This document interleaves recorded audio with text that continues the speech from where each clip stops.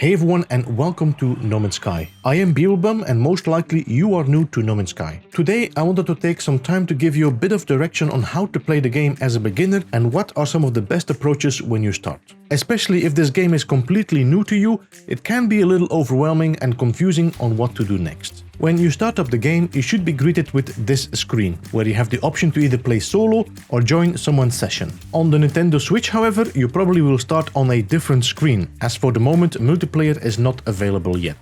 So let us start with single player. If this is your first ever game, you should automatically start up with this menu screen, and this should also be the same screen on your Switch edition as well. As you can see, there are 5 different game modes: normal, survival, permadeath, creative and community expedition. The difference between these modes is the difficulty and the amount of storage you will have. For example, normal mode will give you way more storage capacity and you will not lose any items when dying. This means you will be able to pick up your grave after a death.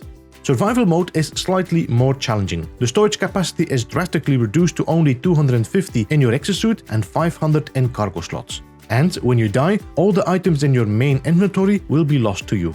There will be no grave to claim your lost items, but all the items in your containers and cargo slots should be safe.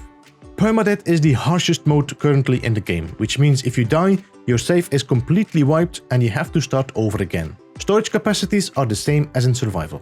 The next mode, creative, is the easiest mode out there and is mainly used by base builders or players that want to play No Man's Sky hassle-free. In this mode, it is not possible to die and you do not need any units, nanites or resources to purchase or build. When you start this mode, you should already have most blueprints unlocked, except for the blueprints that are either Quicksilver or linked to Twitch and Expedition rewards. So, apart from Quicksilver, you have no need for any currency or resources. So you can buy whatever ship or multi-tool, upgrade them fully, it will all be free. However, as you cannot die in creative, it is quite pointless trying to get the best weapons and ships in this mode. The final game mode in this list is Community Expeditions. This is a time-limited game mode that is regularly refreshed and unlocked by Hello Games. Once the green light is given, an expedition can last between 2 weeks and 2 months, depending on what Hello Games feels is needed to finish it. Expeditions are structured around a series of milestones divided over several phases. Completing a phase will grant you access to rewards, which can be building parts, apparel, banners, companions, and so on. While most expeditions have been similar to a normal game mode, we had one survival-themed one as well. If you are a new player, I would advise you to always jump into normal mode. You can play creative of course, but I would say normal mode is the perfect place to start your gameplay. The campaign is going to give you an idea of how the game is played, and then you can decide to push your boundaries by going to survival or permadeath, or even go to creative if you just want to be able to explore freely. So the game will start up with begin initialization. Depending on what controller you use, be it Xbox, PlayStation, PC or now the Switch, you will have a button showing here which you need to press to start initialization. Now the game is going to start with a cinematic pan. In the meantime, you're going to hear the voice telling you the status of your exosuit and your multi-tool, and your HUD will give you some information on where you are. It also gives you the time to take in the environment where you start at. In this example, we seem to be starting on what looks like a toxic planet. If you look down in the bottom left corner, you can see we are on a planet called Xylewood and the temperature is 27.9 Celsius degrees, so that's good. Radiation is at 1.2 and the toxicity value is 62.3, so definitely we are on a toxic planet. In the meantime, more information has popped up on the HUD. At the top left, you can see your shield and health. For the moment, I am full health and I have 3 shield icons. On the bottom right corner down there, you can see now your jetpack fuel and your scanner icon, and in the future there will be more icons here, and above these icons, mission information will show up later as well. And finally, at the top right, you will find information about your multi-tool. This will tell you what setting your multi-tool is set to. The bar on the top will inform you about how hot it runs. Here you can see the charge or your ammo, and below you can see 5 squares which will show you your wanted level. Once the cinematic intro is over, you will get more information about the planet you're on. In the center of the screen you can once again get the name of your planet, but also the system you are at, and it will tell you who discovered this planet, which normally when you start a new game should be you. In the bottom left, more information is shared. What weather you can expect, what the state of the sentinels is, and how much flora and fauna can be found. By the way, sentinels are like the police force of No Man's Sky. You will learn more about them while playing this game, but let me tell you, try not to anger them just yet. You might also have noticed 2 more bars appearing above the planetary info. This one is your life support and this one is your hazard protection. You can see that one is pretty low, so we have to charge this as quickly as possible. Hazard protection will automatically become active if you are on a planet that is either toxic, irradiated, hot or cold, and so on. This can be upgraded in the future. To charge your hazard protection, you will need sodium, which you can scan for. Now, the game will guide you through your first steps, and while sometimes a little slow, it will tell you to do a scan. But as your scanner is broken, your mission will now change and let you know that you need to collect 75 ferrite dust to fix your scanner. Ferrite dust is pretty easily obtained by mining rocks and stone formations. There are several resources you can mine. As you can see, this would give me pure ferrite dust, but as we do not have the advanced mining laser, we'll have to wait. So let us just mine 75 ferrite dust. In the bottom corner you can see how much you still need to mine.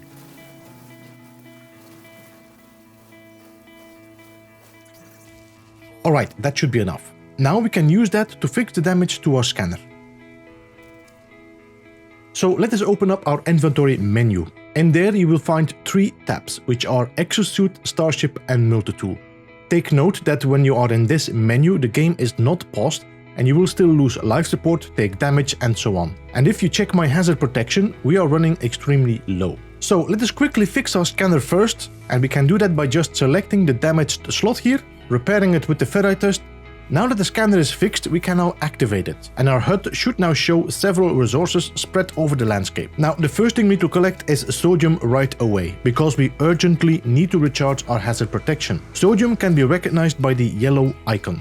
As you can see, we just got damaged by the toxic environment. So let us quickly harvest the sodium plant, and then we can recharge it in 2 ways. We either go into our inventory menu, pick up the sodium and drop it into our hazard protection, and that will charge it.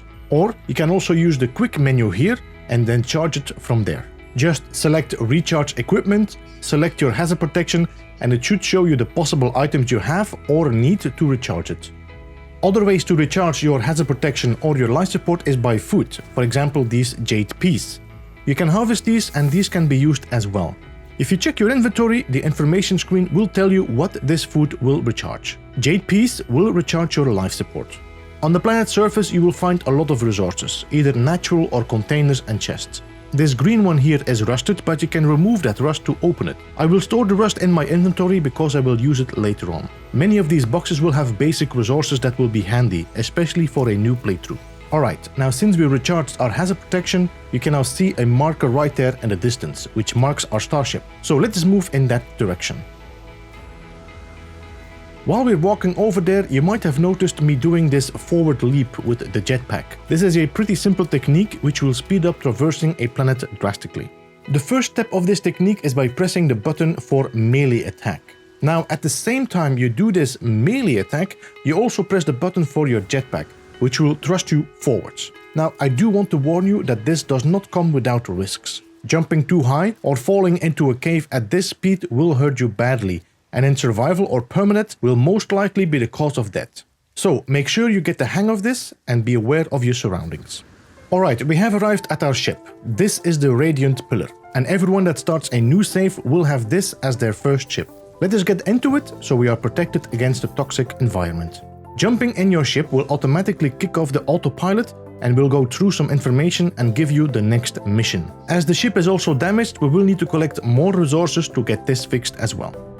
And if we go back in the menu, let's go into our menu now. You can see now we have our starship, we have our exosuit, and we have our multi-tool.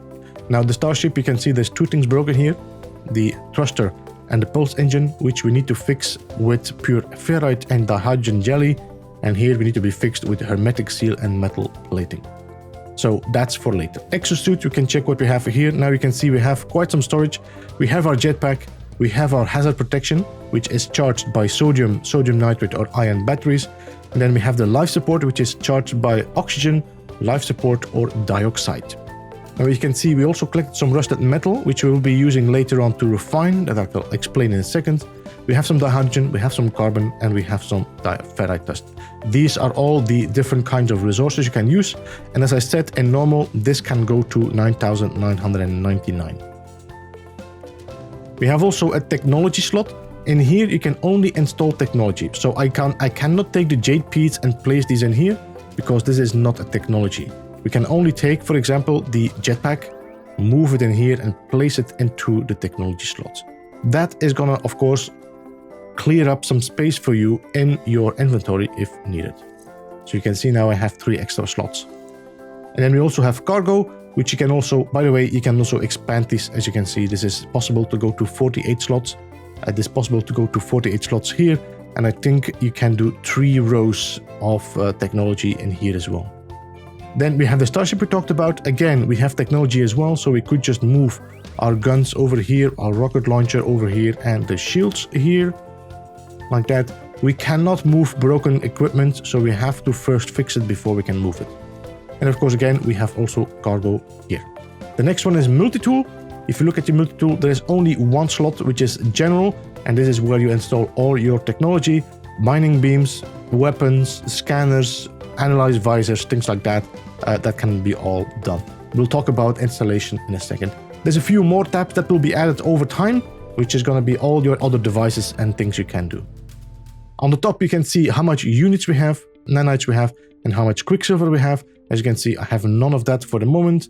And then we have also our multi-tool. This is the current multi-tool we have. It's a C class. There are different kind of classes. You can have C, B, A, and S. These are 4 different classes, which S is, of course, the best class of multi-tool you can find. There's also different types of weapons, multi-tools, that will have different potentials as well. If you want, you can also rename your multi-tool. If you want to do, you can call this the Beeble Blaster, and now your multi-tool has been renamed. You can do the same with the Starship, and you can do the same with other items as well in the future. Exosuit cannot be renamed. Alright, so now that we know all of that, let's jump out of our ship again. Alright, so next thing we need to do is we need to make metal plating, and we need to get ourselves hermetic steel as well. For that, we will have to build ourselves some stuff. But okay, let's search these chests here. We have some sodium. We have some carbon, I think again. We have some rusted metal. Let's take the rusted metal. I'll show you in a second what we can do with the rusted metal. Condensed carbon, which is nice. This one I cannot open up because I do need Atlas Pass, which is something you will unlock later in the game. And then here we have some damaged module. You can also check this. This will always give you some nice stuff. Sometimes it will give you great modules as well. I am not going to keep this vicious flute. I'm going to damage or discard it, as you can see there. I'm going to delete that, and it's going to open up, and it's going to give us... We got 30 nanites from this. Okay, good. We also have something under the ground here, which I cannot reach for the moment. That is later on. Alright, we have some oxygen here as well.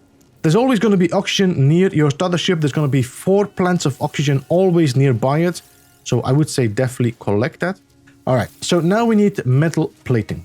For metal plating, we need ferrite dust. So we do have 20 ferrite dust, but we can mine more. Now, let's see if I can find some pebbles and rocks to mine here.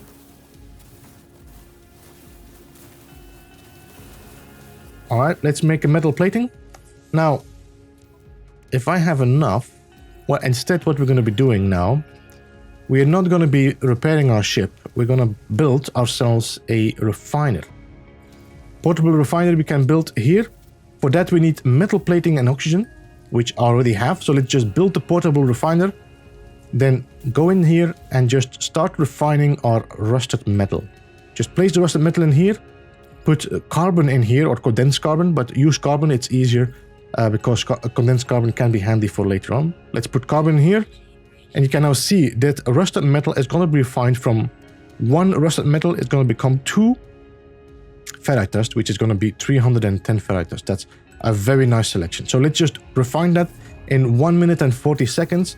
So in the meantime, let's see if I can find some more hydrogen. So let's go and collect the hydrogen there. These are going to be crystals, which we can mine.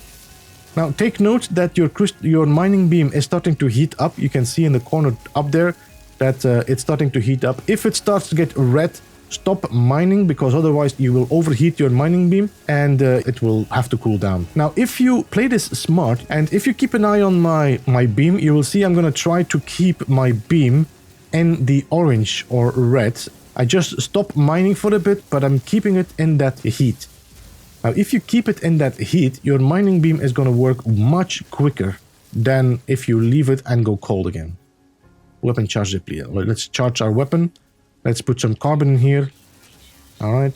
All right, let's see what we have done here. The refiner should be done in the meantime. Yep. So if you now go in the refiner, you will see we have 310 ferrite dust. Let's take that and let's now make ourselves the metal plating. That is going to be what we need for the pulse engine. In the meantime, I'm going to put half of the ferrite dust. That's going to make ourselves 145 pure ferrite. So let's refine that. I'm going to add some more carbon to that just to make sure that this is going to keep working. And then we can go in our menu and we can fix the first one, which is going to be the metal plating here. That's number 1. Let me pick up the portal refiner. That automatically is going to give me my carbon and my pure ferrite. And then we can just jump in our ship. Now it's going to tell us the next step.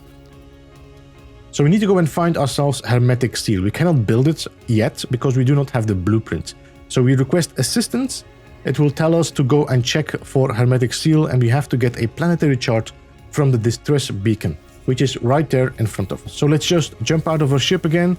Let's go to the distress beacon right here. And we take the planetary chart. Now we can go in our menu and we just activate the planetary chart. And that is going to point us towards a location where we can go and get the hermetic seal. During this walk, you can see this is like a 900 U away, you will get a storm. So it might be smart to make sure that you are completely charged up. If you can see right there, we do have some sodium plant. So let's go and pick that up just so that we can charge our hazard protection. Because as you can see, here is the storm. This is a scripted storm that will happen as soon you travel from your starship to go and pick up the hermetic seal. Once again, if you want to find it and you don't see the plants nearby, just press the scan. It will show you all the ones nearby. You can see oxygen. There's some sodium right there. If you want more, you can go and pick up some more sodium. It will also show you the blue crystals, which is the H for hydrogen.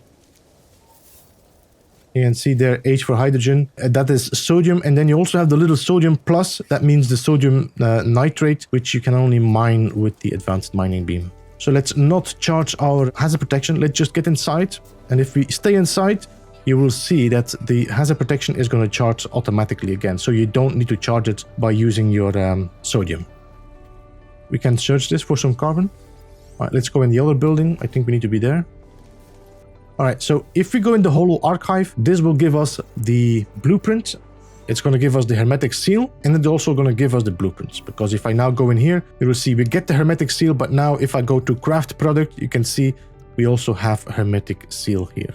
And let's get back to our ship. The question, of course, is where is our ship? Now, if you look in the bottom right corner, you can see that the game suggests to use the Analyze Visor, but if you press it, you will see it's not installed. So we have to install it first. For that, we need carbon nanotubes, all right? So let's just go into our menu, go to our exosuit, and we're going to craft ourselves some carbon nanotubes. So craft product, carbon nanotubes, we need 50 carbon for that. I do have that. That's one. Then we go to our multi-tool, and now we're going to install our Analyze Visor. There we go. Install that into your multi-tool, and now you can see there's now a compass on top of your screen. It shows you your ship right there. If you want now, you can also analyze objects. So now I can use the Analyze Visor by pressing the button for that. And I can now look at plants and creatures, stones, pebbles, things like that. And now we can scan this. But before we do that, as you can see, it says Analyze. There's a secondary resource in there that you cannot get yet. So if we now scan it, it now will show you the secondary item, which is fungal mold. That means if I now mine, you will get carbon and you will get fungal mold as well. Alright, now the starship is right there. We have some more condensed carbon, let's mine that. Condensed carbon is definitely a great resource for building things and charging things up. So I would definitely say, if you see condensed carbon, pick it up. As you can see, my life support is getting down.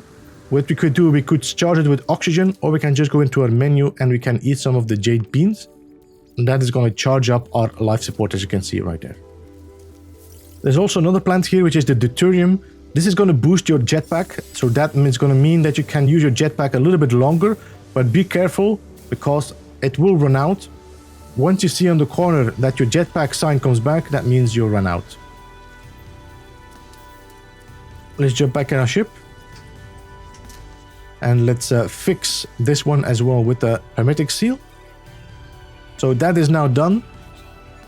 Now the only thing we need to do is now we need to fix this. For that we need dihydrogen jelly and pure ferrite. We already did the pure ferrite by refining the ferrite with the refiner. Now we just need to make ourselves a dihydrogen jelly, which we can do with dihydrogen, which comes from the blue crystals we just mined. And then we can now fix the landing gear as well. Alright, and that should fix our ship. Now that we've done that, the mission should change now and ask us to take off with our ship. So simply press the button that is shared with you in the bottom right corner to take off your ship and just fly into space. And once you reach space, you should get a little bit more information on your screen. It's going to tell you in what system you are and in what galaxy you are. Also in the left bottom corner, you will get more information about the system itself. For example, who is the dominant life form, how many planets are there, what is the state of the economy and conflict. But this is not that important right now. The next thing you're going to have to do is test your ship. You're going to have to do a few flight tests, and the buttons you will have to press are shown in the bottom right corner. So the first one will be testing the thrust. The second one will be the boost we need to test, and then finally we need to do also the pulse engine.